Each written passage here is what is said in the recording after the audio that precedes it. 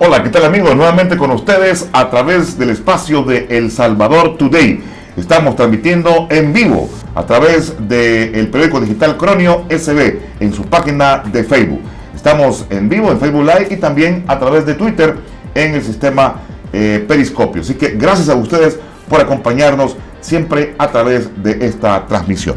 Hoy vamos a abordar un tema muy interesante. Vamos a poner en perspectiva a nuestro país y el nuevo contexto económico mundial.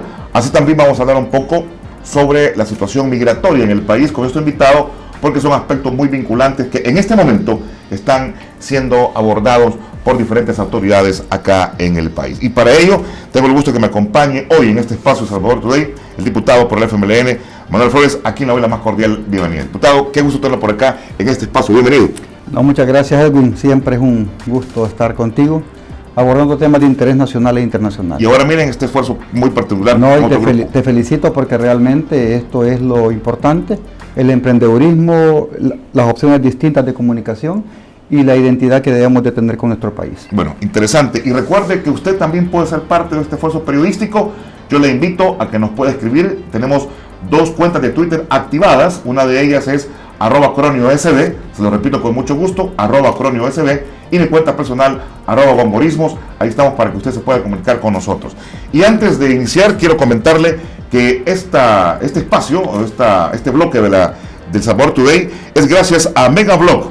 Y recuerde que Megablog es MegaWorld, la mejor solución personalizada de refuerzos geosintéticos de muros de contención. Usted puede consultar los precios, servicios y ofertas al 2523-2300. O le invito también que pueda visitar nuestra página web, que es www.megablog.com.sb. Recuerde, si usted quiere construir, piense en Megablog. Bueno, don Manuel, comencemos hablando un poco sobre el tema del TPS, que de una u otra manera siempre nos pone en stand-by, digamos, en esa forma, o en auto, para estas fechas, porque hay todo un proceso en la cual los salvadoreños tienen que aplicar nuevamente, sí, y esperar un tiempo prudencial para que el próximo año, a principios o el primer trimestre, haya una resolución de parte de las autoridades de los Estados Unidos, y sobre todo porque es un decreto ejecutivo, y tomando en consideración las nuevas autoridades en Estados Unidos, a muchos nos ponen todavía en zozobra. Pero, ¿qué hay sobre esto? Y ustedes que están cerca de este tema, ¿qué podemos hablarle a los amigos televidentes? Bueno, en primer lugar, el TPS ha sido ya prolongado varias veces, es por 18 meses cada vez. Y esta realidad pues no debe de asustar, porque es una decisión muy soberana de los Estados Unidos. Somos más de 10 países los que hemos obtenido este estatus, y por supuesto que en los últimos días han habido noticias sobre definitivamente que con Haití se acabó el TPS y con otros países.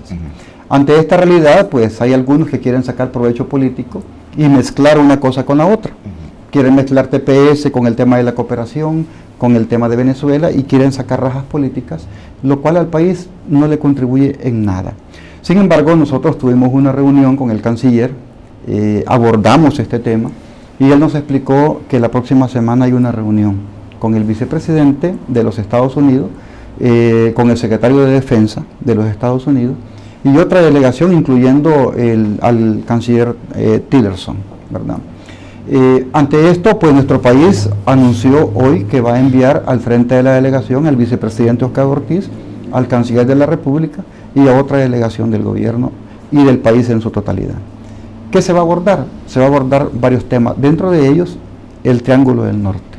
Se va a abordar el tema de la cooperación, se va a abordar el tema del TPS, Y por supuesto que ante esa dinámica el canciller ha dado información bastante efectiva, bastante novedosa, en el cual pues nuestro gobierno se está preparando para cualquier cosa. ¿Por qué no debe de asustar este proceso, como usted lo dice? Sencillamente porque nosotros como país estamos cumpliendo con todas las prerrogativas que se expresan tanto para el tema de cooperación como para el TPS. Los temas fundamentales que tenemos mucha ventaja como país es el tema de seguridad, ¿verdad? Y en Estados Unidos está siendo bien visto que nuestro país está logrando grandes avances en materia de seguridad, la misma embajadora lo ha dicho, ¿verdad? Incluso manifestó su beneplácito porque en la Asamblea Legislativa, a través de la distribución de los fondos de seguridad, a la Fiscalía se le dio una buena cantidad, claro. Pero lo que nos dijo la señora embajadora es que el partido Arena no votó. Entonces, son cosas, ¿verdad?, de que debemos de decirlo de manera consciente, porque abogar por un TPS no solamente es montarse en una barcaza, agarrar un avión, como quiere hacer un precandidato de Arena, e ir a abogar por los salvadoreños. Este es un tema de Estado. ¿Y no es vinculante el hecho, diputado Flores, de que se vea el TPS como una condicionante, como usted dice, o con la actitud de gobierno que puede tener el presidente Donald Trump? Porque se habla de deportaciones de otro tipo de ciudadanos que puedan ser atentatorios al Estado de Estados Unidos, pero no es vinculante una cosa con la otra, claro, porque muchos piensan eso. Pues. Claro, porque el aprobar el TPS de su prórroga no va a depender mucho de la relación que El Salvador pueda tener con Venezuela o con otro país. Va a depender de la política migratoria del señor Trump. O sea, si el señor Trump es antiinmigrante, él va a rechazar el TPS. Es lo que ha demostrado. Obviamente. Es lo que ha demostrado. Sí. No va a depender de otras condiciones. No es una condición sine qua non de que porque está con Venezuela o que está con otro país, ya se va a acabar el TPS. ¿Eso no se cuestiona? No, porque nosotros estuvimos en una misión de la Asamblea acompañando al canciller hace como 2 meses. Yo viajé a Washington con él, al Senado, al Congreso. Nos reunimos con líderes religiosos, con líderes comunitarios y abordamos este tema. Abordamos el tema de la Alianza para la Prosperidad del Triángulo del Norte, abordamos el tema del TPS y en sí el tema migratorio, en el cual estamos haciendo una cantidad de esfuerzos como la nueva ley de migración y extranjería, la nueva ley de apoyo y respaldo a los migrantes y a los retornados, en el cual se aprobó en la Asamblea Legislativa una iniciativa del gobierno a través de Cancillería para aprobar un fondo para apoyar a los retornados. Es decir, estamos nosotros encabezando en Centroamérica las iniciativas del gobierno para darle respaldo a nuestros conciudadanos. Recordemos que hay más de 3 millones de salvadoreños en los Estados Unidos. Yo recuerdo que la semana pasada que el canciller llegó a la comisión, él decía, miren, estamos haciendo las gestiones necesarias para poder obtener nuevamente un TPS. Pero obviamente hay plan B y plan C. Claro. Pero cuando se dice, miren, pueden ser 150,000 los que puedan ser regresados, a cualquiera espanta una cosa como esa. Claro. Y el país, siendo muy objetivo, no tiene las capacidades para recibir No, y el canciller lo dijo, pero también es triste cuando se quiere aprovechar este tipo de drama que viven nuestros conciudadanos. Todos y todas tenemos familiares en Estados Unidos de una u otra manera. Sí. Y yo recuerdo hace como 2 años, tú te acuerdas que cuando hubo un anuncio sobre deportaciones, ¿verdad? Masivas, sí. Masivas, algunos medios hicieron escándalo, ¿verdad? Incluso ese escándalo ya estaba preparado, una zona en contra del gobierno, porque pensaron de que eso era culpa de nuestro gobierno. Al final vino 0 deportados, ¿verdad? Ya esperaban los aviones llenos de gente, pero ese fue el trabajo que hizo nuestra vicecanciller Liduvina Magarín. Trabajó fuertemente en Estados Unidos, de tal manera que al final solo era una señora con sus hijos las que estaban dentro del avión y al final se lograron bajar. Es decir, fue un trabajo de lobby, un trabajo consistente que se hace desde Cancillería.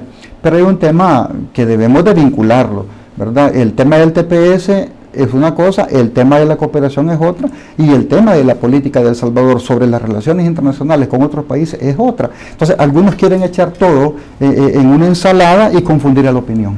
En ese sentido, ¿cómo se avanza, por ejemplo, con esto del Triángulo Norte? Porque es algo muy importante y es ahí donde también El Salvador ha tenido resultados. Porque muchos preguntan, ¿qué pasó con el Fomilenio? Correcto. Vale, por ejemplo, tú sabes de que hubieron sectores que fueron a Washington y a Nueva York a abogar para que no se aprobara el Fomilenio. O sea, estamos hablando de gente que no quiere en este país, porque supuestamente para ellos los avances y logros de un gobierno van en detrimento de sus aspiraciones políticas para el 2018 y 2019. Es decir, ellos lo ven solamente como votos. Y cuando hablamos, por ejemplo, del tema del Triángulo del Norte, quiero enfocarme 3 minutos en lo siguiente. Al llegar del señor Trump como presidente de Estados Unidos, él ha tomado en consideración, primero, Estados Unidos, Claro, hacia adentro todo. Hacia adentro todo. Reconstruir su maltrecha economía. Segundo lugar, el desarrollo de su economía interna va a depender mucho de los recortes.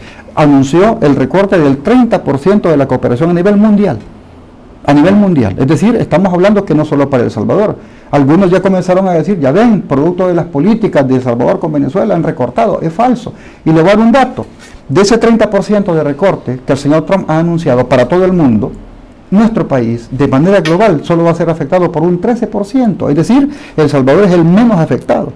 Porque dentro de la política de cooperación de Estados Unidos, hay países que van a recibir 0 centavos, otros van a recibir $800,000, Edwin, $800,000.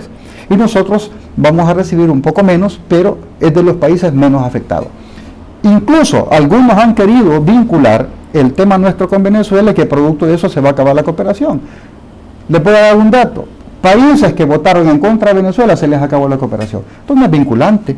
Y nuestro país, que ha mantenido una posición noble sobre el tema de apoyar una negociación y un diálogo entre los venezolanos, no está siendo afectado como Arena quisiera y como algunos personeros quisieran que ya no viniera más cooperación, porque para ellos, entre menos seguridad, entre menos salud, entre menos educación, piensan que van a tener más votos 2018 y 19. Bueno, voy a ir a la primera pausa, diputado, pero este punto que hemos hablado del TPS y la aclaración, porque usted le garantiza a través de los mecanismos que conoce, que ha ido y de forma in situ, que no hay que preocuparse. No. Hay que estar tranquilos, sí, y que los procesos van a seguir su marcha normalmente. Sí, lo que el canciller dice es que a los compatriotas que están adscritos e inscritos en el TPS, que cumplan las leyes, ¿verdad? Porque nosotros, al igual que Estados Unidos, somos países de leyes. Claro. Y por supuesto, el que infringe una ley en cualquier parte del mundo va a ser afectado. Bien, voy a la pausa y cuando regresemos vamos a aprovechar esto para catapultar a otro tema, que es el económico. Cómo está el país con esas conexiones que tiene de ayuda, de contribución extranjera. Y algo interesante, Centroamérica ya no es igual económicamente hablando. Ya tenemos Costa Rica y Panamá, que se nos van adelantando, y Nicaragua, que es otro de los países también en Centroamérica, y da un poco de pena, porque estamos quedando ahí a la saga. Voy a la pausa, pero quiero recordarle antes de concluir este segmento de El Salvador Today, que Megablock es Megawall, la mejor solución personalizada de refuerzos geosintéticos de muros de contención. Consulte precios, servicios y ofertas al 2523-2300 o visite nuestra página web, que es www.megablock.com.es. Ya volvemos.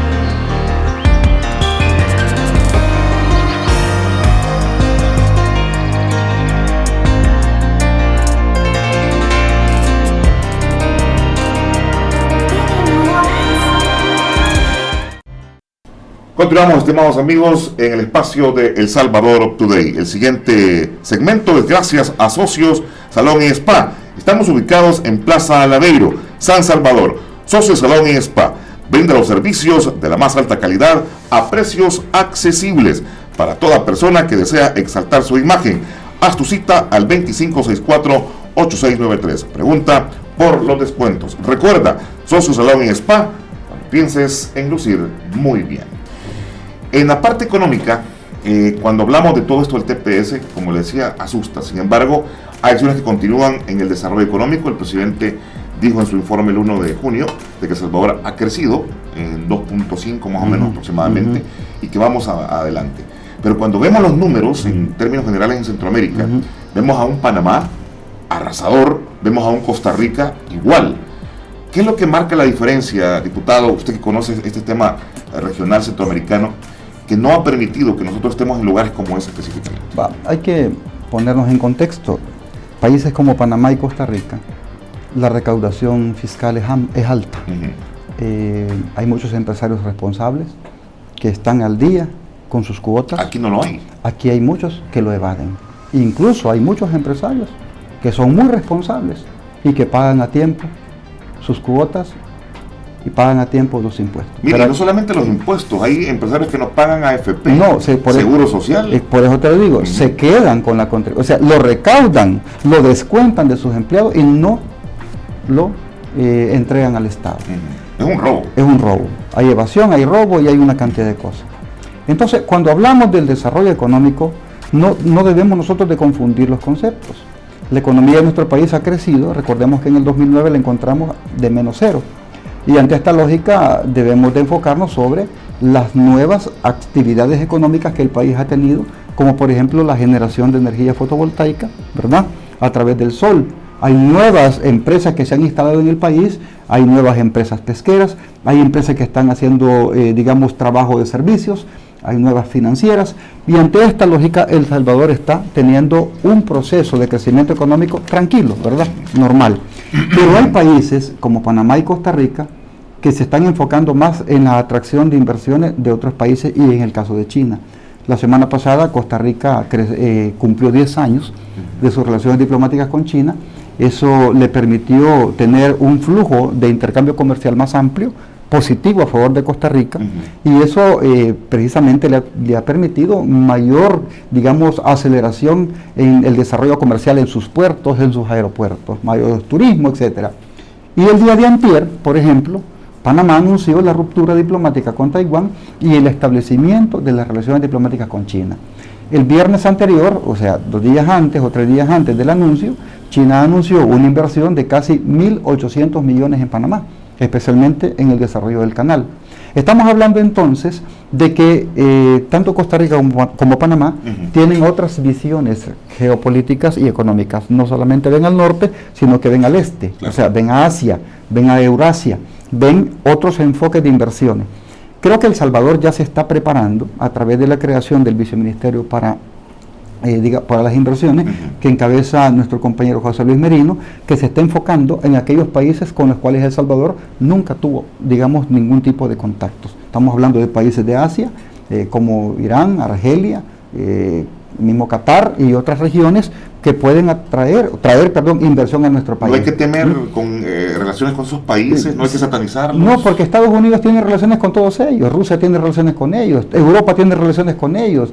Todos los tratados que Irán ha firmado con Europa son tratados beneficiosos para todo el mundo. Estamos hablando de un país, de los países más cultos en historia, es decir, estamos hablando de un país persa que tiene historia en temas de informática, en temas de lingüística, en temas de literatura, en temas, de espacio internacional en cuanto a la aviación. Estamos hablando de que nuestro país debe enfocarse en atraer inversión para el crecimiento económico. Lógicamente, hay países que ya no están dando lo que deben de dar y por supuesto hay que ir buscando otras alternativas. El ejemplo que Panamá nos ha dado el día de antier de buscar otros derroteros para atraer inversión, creo que debe de tomarnos en consideración nuestro gobierno. Mire, hay una frase, usted me va a ilustrar rápidamente, la ruta de la seda. Sí. Hoy es un nuevo concepto entonces. El concepto de la ruta de la seda tiene 2150 años aproximadamente. En el siglo I a.C. se desarrolló desde Xi'an, actualmente la capital de la provincia de Shanxi, la ruta de la seda, que consistió en la creación de la tela de seda, ¿verdad? Del gusano de seda, sí. Y un siglo antes de Cristo los chinos comenzaron su comercialización a través de un canal de comunicación terrestre de 5.000 kilómetros, que abarcaba China, Mongolia, Tayikistán, Uzbekistán, Turkmenistán, Turquía, Eurasia. Es decir, y esa ruta de la seda consistió en que los romanos de aquella época, la gente de dinero en Europa, compraban la seda porque era el boom de aquel momento. Es decir, la oligarquía, no la oligarquía, sino la gente de dinero usaba seda, ya no usaba lino ni algodón, sino que seda. Entonces, eso le permitió a China crear un canal de intercomunicación que allá por el año 1230, Marco Polo, cuando fue a China, comenzó a ver el desarrollo mismo que tenía esa civilización. Y ante eso, pues, hace menos de un mes, el presidente Xi Jinping hizo un lanzamiento desde Beijing de la nueva ruta de la seda con una inversión aproximada de 900.000 millones de dólares. El presidente Vladimir Putin de Rusia estuvo presente, el presidente de la India, el de Pakistán y de otras potencias y países estuvieron casi 60 mandatarios. ¿Qué significa? Que la nueva ruta de la seda es el componente comercial, cultural y e histórico que China le va a dar al mundo para la reconstrucción de su fortaleza económica. Tiene tres componentes: el componente aéreo a través de los aviones, el componente terrestre a través de la construcción de la más grande línea de transporte de tren en historia de ferrocarriles, y la otra vía marítima que va a llegar a Singapur, va a llegar a Malasia, a Filipinas y por supuesto que a América Latina a través de Panamá y Perú. Si quisiéramos adaptar todos estos elementos que obviamente marcan algo muy positivo, y vemos los dos retos que tenemos Costa Rica y Panamá. En el país tenemos un puerto de la Unión que lo tenemos como un elefante blanco ahí. Sí. ¿Qué pasa con eso? ¿No hay una proyección? ¿Qué tanto el actual gobierno ha intentado, ha querido y no ha logrado el darle movimiento a eso? Sí, yo creo que hubo un error en su diseño y en su contexto. Nadie, absolutamente nadie, va a invertir en un puerto cuando la ley de concesión de nuestro país solo te dice, te doy concesión a 20 años. Nadie va a recuperar su inversión en 20 años. Entonces hay que hacer una reforma de la ley de concesiones. Y el puerto de la Unión ya está siendo observado y estudiado por una empresa china. Y esa empresa tiene la intención de convertir el puerto de la Unión en un gran centro de desarrollo logístico para nuestra región, no solo para El Salvador. Esas noticias pronto van a llegar. Eso es observado, no es que haya algo todavía. Ya están avanzando los estudios, ¿verdad? Muy avanzados. Y ante esa realidad yo sí creo, Edwin, de que nosotros debemos de ser responsables a la hora de atraer inversión. El país necesita inversión.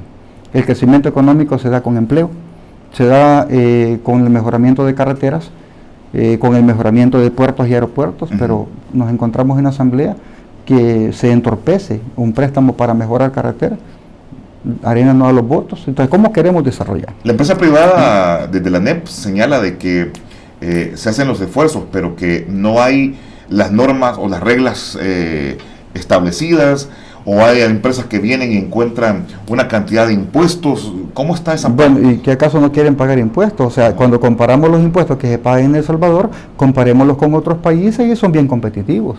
Lo que pasa es que hay muchos empresarios, no todos, ¿verdad? Porque hay muchos muy responsables, muy patriotas, hay otros que no quisieran pagar impuestos.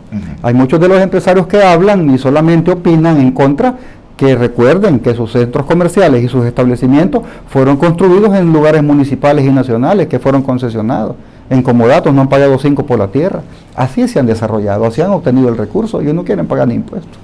Y en ese sentido, diputado, ¿cómo es la proyección que se tiene, o sea, de traer inversión? Porque se puede decir que hay o que hay interés, pero hay acciones concretas específicas. Sí, claro, hace unos meses se inauguró aquí en San Juan Opico una planta, una empresa que invirtió más de 100 millones, ¿verdad? El vicepresidente Ortiz la inauguró, ¿verdad?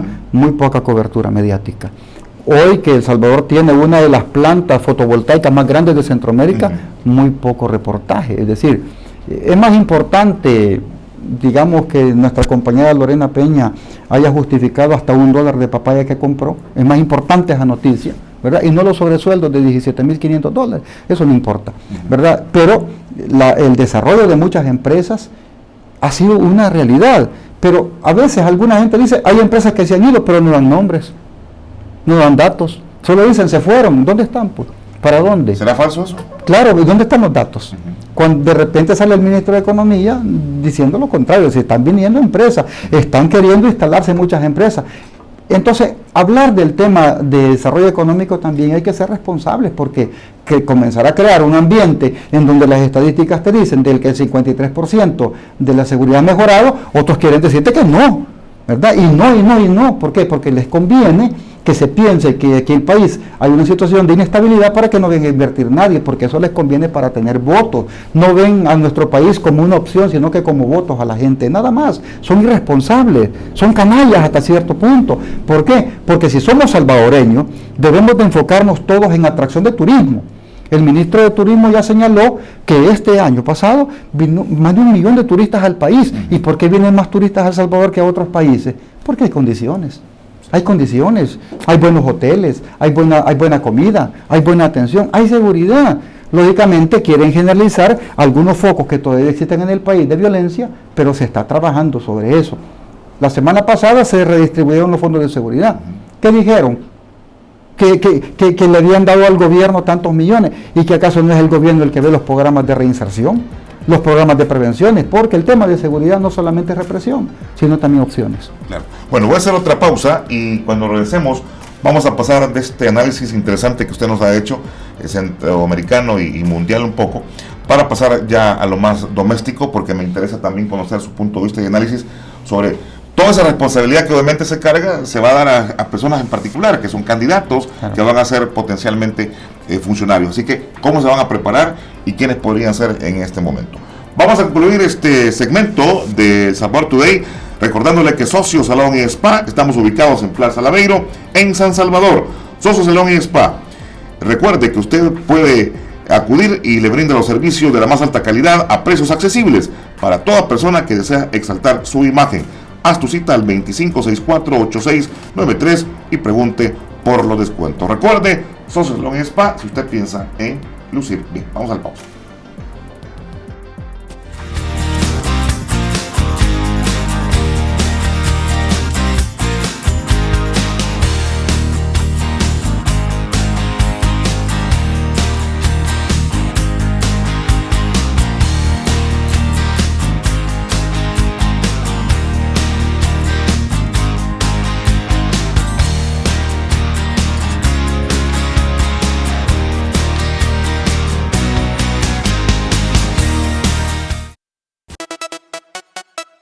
Don't stop.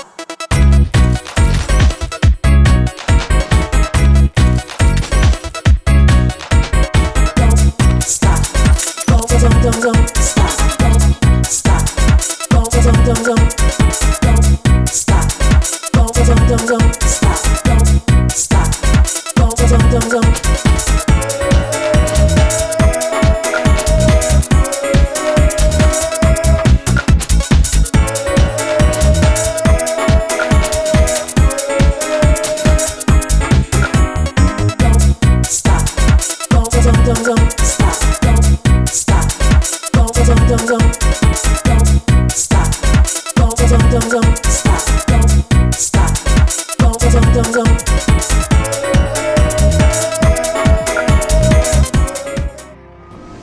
Qué bueno que usted siempre continúa con nosotros a través de El Salvador Today. Recuerde, estamos transmitiendo en vivo a través de la página de Facebook del periódico digital Cronio SB y también en nuestra cuenta de Twitter a través del sistema de Periscopio. Gracias, un saludo para ustedes. Y ya algunas preguntas interrogantes que se nos han hecho, con mucho gusto las vamos a trasladar a nuestro invitado. El siguiente segmento es gracias a Ground Coffee. Somos una cafetería de café gourmet y bistro, ofreciendo un extenso menú de paninis, ensaladas, postres, bajo el concepto de moda y café. Hoy es un buen día para que se acerque a Ground Coffee. Estamos ubicados en calle Pablo Aguilar, número 233, Colonia Escalón. Venga y dése ese gustazo que usted, yo sé que lo merece. Vamos a la parte más local y que de una u otra forma nos tiene también ya un poco, digamos, con esa tensión de la campaña o pre-campaña. Los cuadros se alistan, los partidos ya tienen a sus mejores fórmulas para poderse elegir y van a las internas, que es algo que va a ser ya de parte de ley. ¿Cómo está el FMLN? ¿Cómo va? ¿Usted se va a reelegir? ¿Va a buscar una reelección? Estamos en el proceso, soy candidato, ¿verdad? Y lógicamente nosotros estamos tecniqueando, ¿verdad? Y le digo tecniqueando porque este proceso es natural. Desde el 97 tenemos internas, es decir, no nos asusta. Porque nuestro partido es un partido de historia, ¿verdad? Es un partido que responsablemente acude a sus cuadros, a su militancia, precisamente para enfrentar esta situación. Y no es por el tema de la, digamos, de la Sala de lo Constitucional a través de un decreto de la Ley de Partidos Políticos que vamos a hacerlo, siempre lo hacemos. El que está con conflictos es Arena, que no haya que hacer, ¿verdad? No hayan cómo, digamos, ocultar sus diferencias. Y aunque quieran ocultarlo con curitas o con yodo, creo que no lo van a poder. Hace poco, pues, una diputada de ellos fue separada en Aguachapán, ¿verdad? Apartada para que no participara, siendo diputada actual.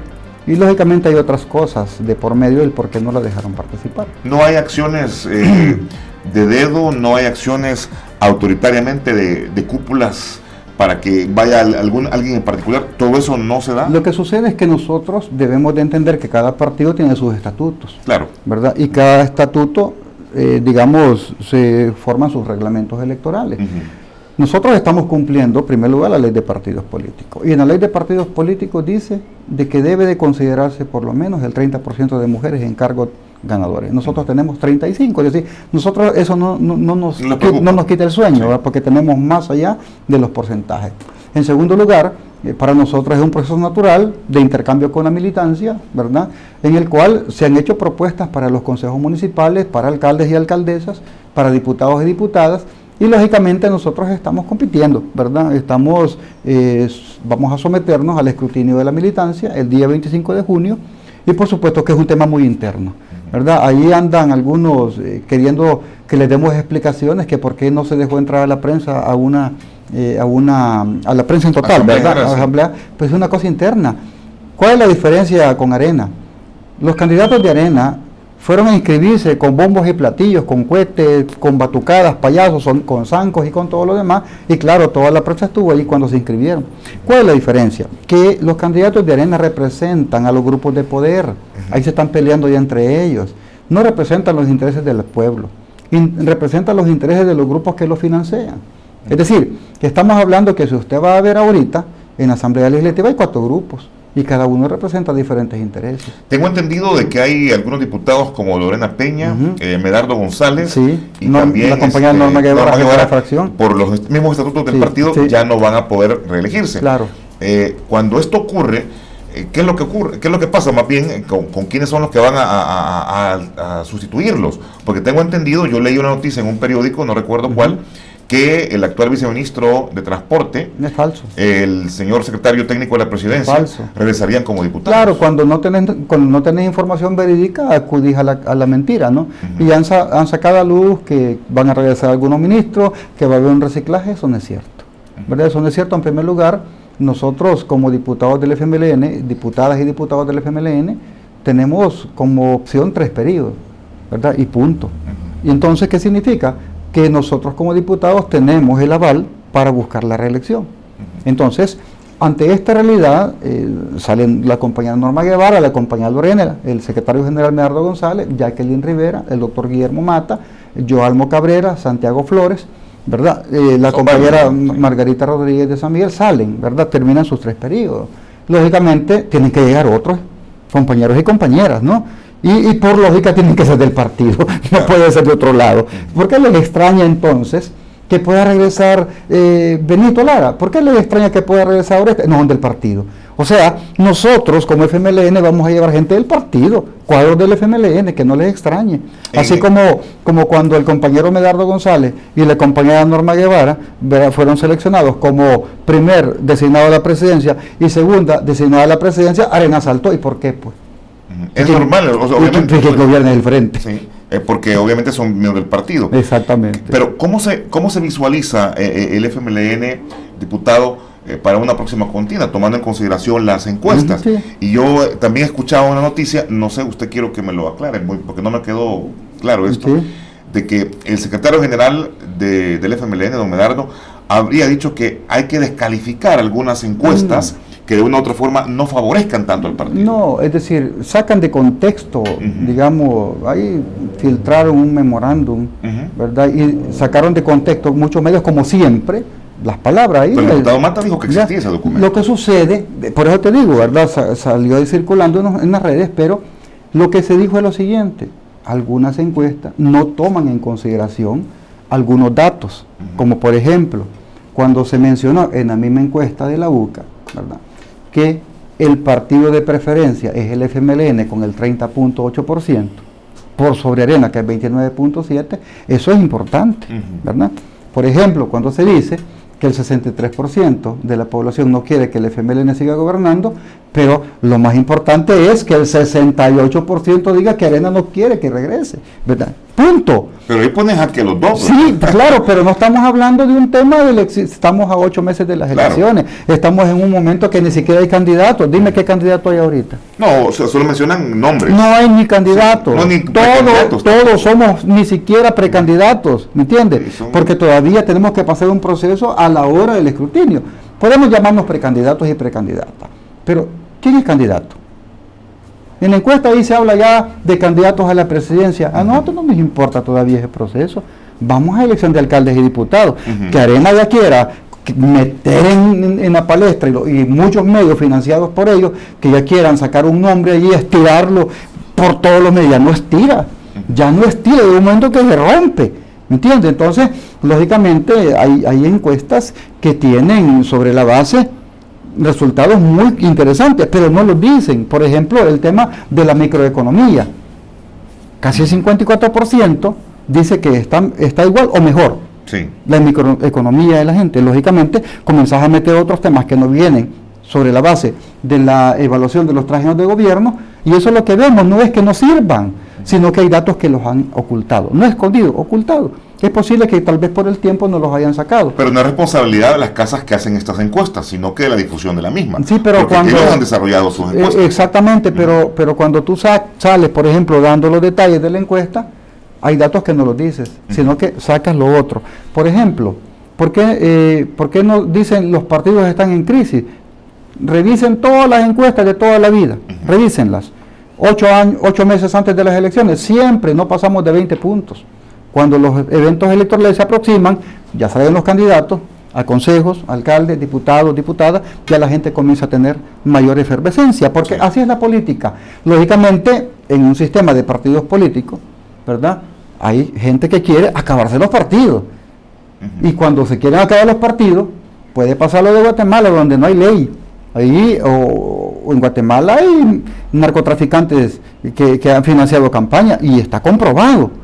Entonces, bueno, aquí hay leyes que obviamente y hay una ley de partidos políticos. Entonces, cuando los tienen que rendir cuenta de quiénes son sus finanzas. Exactamente, cuando los partidos políticos son fuertes, también el Estado se convierte en una fortaleza. ¿Me entiendes? Sí. Ahora, ¿por qué razón entonces cuando se habla de las encuestas nosotros las analizamos? Pero también tenemos nuestras propias mediciones, al igual que Arena. Tienen permanentemente sus propias mediciones. Una pregunta, en toda medición interna, ya sea de su partido o de otros, siempre tiene que ir muy bien todo. No, al contrario, siempre hacemos análisis, porque no necesariamente una medición interna te dice que estás súper bien, te dice que estás bien, pero que debes de seguir este camino. Pero en algunos momentos yo siempre he escuchado eso. Nunca he oído yo que alguien llega y diga, mire, fíjese que hemos hecho una encuesta interna y de repente la gente nos ha dicho que no estamos bien y reconocemos eso. Eso nunca Las lo he visto. encuestas internas son para consumo interno. Claro, claro. ¿Verdad? No son para decirle a la población, fíjese que hemos encontrado esto. Pero se lo pregunto, ¿sabe por qué? Porque cuando es favorable la comentan, pero cuando no es, no sé si la harán. Es normal, cuando uno no ha desayunado no publica,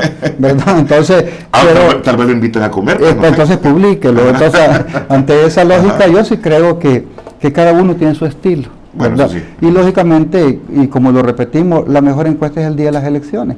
Yo recuerdo cuando el presidente Sánchez Serén ganó la presidencia, la primera vuelta fue una masacrada, es decir, casi 400,000 votos de diferencia, a puntito pues de ganar en primera vuelta. Después dicen, se unió toda la derecha y otras cositas que allí hicieron un par de diputados de manera ilegal, ¿verdad? Claro. Para sumar votos ofreciendo hasta ministerios.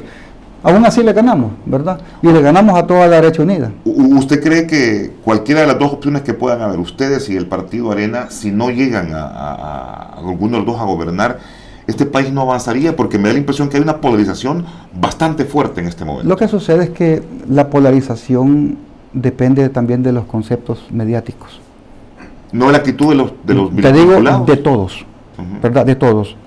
Pero, ¿por qué razón? Y lo digo con todo el argumento del mundo. Abran en este momento ya prensa, diario y mundo y sáquenme una noticia positiva de lo que el gobierno está haciendo, una sola. Pero usted abra diario, prensa, mundo y va a encontrar cosas negativas, muertos por todos lados, que falta medicamento, que falta que la calle no sirve. Una positiva. Si del 100% de las noticias que salen de manera negativa, un 10% fuera en otro carácter, otro gallo cantara.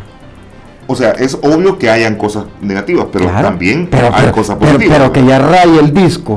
¿Me entiendes? Por ejemplo, a mí me preguntan sobre Venezuela, ya son 700 veces respuesta les he dado. Pero es el disco rayado, no tienen otra cosa que hablar. O que le hablen de sus corbatas. O que le hablen de mi corbata, hoy ando otra, ¿verdad? Esta vale $3 también. O que hablen de mi corbata. En este tema más importante, ese día hablaron de mi corbata y no de la ausencia de los diputados de Arena cuando el presidente de la República llegó a pedir permiso para salir del país. ¿Qué era más importante? Otros aspectos que se vinculan también cuando algunos diputados llegan armados. Es correcto, de manera irresponsable. Y yo te digo, a mí me da temor pues que un esquizofrénico ande armado pues y que diga tengo amenazas de muerte por un diputado del frente. ¿Y por qué no lo denuncia? Pues? O sea, ahí está la fiscalía, ¿por qué no lo denuncia? O sea, que imagínate que sea cierto que diga tuve amenazas de muerte por un diputado. Ponerle que sea cierto. Sí. Y ese diputado llega armado y el otro también balacera en la asamblea. Y entonces, ¿cuál es la seguridad que tenemos?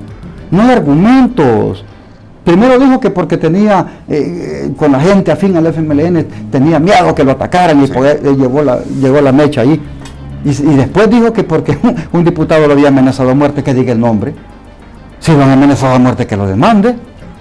Diputado, cierro con esta interrogante y creo que es interesante para que nuestros televidentes también pues hagan juicios de valores en términos generales. Y obviamente yo creo que la respuesta puede ser hasta muy lógica, pero la planteo como tal. Hay mucha satisfacción de parte suya de lo que se ha hecho de la bancada en estos 3 años y si usted fuera el caso, ¿se retiraría satisfecho de lo que ha hecho? Sí, así como me retiré como alcalde de Quesaltepeque, después de 9 años. Me retiré, ¿verdad? Satisfecho de haber convertido a ese municipio, ¿verdad? De un municipio violento, que nadie sabía dónde quedaba, a un municipio con proyección cultural, educativa, social, deportiva, ¿verdad? Con talleres literarios. Y ahora como diputado tenemos la satisfacción de haber aprobado leyes en beneficio de la gente. Aprobado leyes, aprobado decretos, aprobado presupuestos para Ciudad Mujer, para los niños, para educación, para medicina, para nuevos hospitales. Se inauguró el Hospital de la Unión y algunos medios ni siquiera no cubrieron la noticia. No es importante que el pueblo tenga acceso a la salud. Se han inaugurado hospitales, se han inaugurado carreteras, se han inaugurado puentes, se han inaugurado escuelas, se han inaugurado clínicas, nuevos centros de seguro social en Apopa y no ha sido noticia. Sí. El mejoramiento en la producción agropecuaria, hace poco hubo una superproducción de frijol y maíz, ¿verdad? Y se pidió en la asamblea un decreto para comprar frijol fuera del país. Y dijeron, ¿y qué acaso no hay superproducción? Sí, pero vamos a prepararnos porque se espera un fenómeno del Niño, ¿verdad? Entonces hay que prepararnos.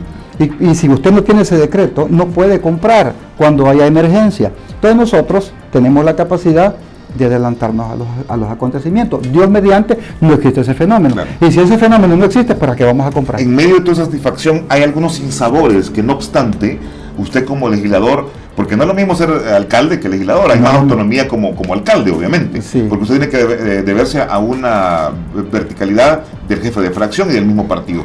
Pero hay sinsabores que a usted le quedaron y que pudo haber cambiado su punto de vista y no haber aprobado algo acuerpado con toda la fracción. Bueno, primero en el tema del verticalismo no es tanto, no es cierto. Hay opciones, tiene flexibilidad. Nosotros discutimos Claro. antes de la plenaria en la fracción y discutimos la posición que vamos a dar. Claro. Pero también en el tema de la insatisfacción como Asamblea Legislativa nosotros, por lo menos el tema de la ley del agua, es una insatisfacción que Arena no dé los votos. En el tema de la seguridad alimentaria es una insatisfacción que Arena no le importa. Pero a la en lo gente. personal me Ya, refiero yo. En lo personal yo me siento satisfecho con lo que hemos hecho. Primero, porque le hemos dado al presidente los leyes y decretos que el presidente nos ha pedido para gobernar. Estamos haciendo la ley de migración, todavía no estoy satisfecho porque no la hemos terminado. Son 400 y pico de artículos. Estamos hablando de que hay que reformar la ley de concesiones. Todavía no estoy satisfecho porque la ley va a permitir, por ejemplo, que empresas vengan a invertir en nuestro país, pero también estoy muy satisfecho con que hemos elaborado el decreto de reconocimiento de la Iglesia Evangélica en su día, que es el 31 de octubre. Es decir, la Iglesia Evangélica es la única, el país, el único en América Latina en darle un decreto, Día Nacional de la Iglesia Evangélica, y tiene una connotación importante este año. Este año se cumplen 500 años de la reforma desarrollada por Martín Lutero. Es decir, estamos hablando que la Iglesia Evangélica ya tiene una partida de nacimiento. ¿Y por qué lo digo? Porque eso es apegado a la Constitución de la República. Bueno, me voy a quedar en ese punto y que haya una justificación para que nos vamos a encontrar y más cerca del proceso, hacer otras valoraciones y conocer también cuál va a ser como su visión para los próximos 3 años. Pero quiero agradecer que nos haya visitado y las puertas siempre abiertas de Salvador Today. Muchas gracias. No, gracias Edwin por la oportunidad que me diste y agradecerle también a los técnicos que están atrás de la cámara, que son las personas que más importantes para que el programa sea muy bueno en calidad, y además felicitarte por este esfuerzo colectivo que están haciendo con este nuevo programa. Bueno, muchas gracias. También a ustedes por ser parte de este esfuerzo periodístico de Salvador Today, y cierro comentándole que Ground Coffee somos una cafetería de café gourmet y bistro ofreciendo un extenso menú de paninis, ensaladas, postres bajo el concepto de moda y café. Visítenos, estamos ubicados en calle Pablo Aguilar, número 233, Colonia Escalón. Hoy, dése ese gusto de un buen gusto comiendo en Ground Coffee. Por ahora es todo. Bendiciones.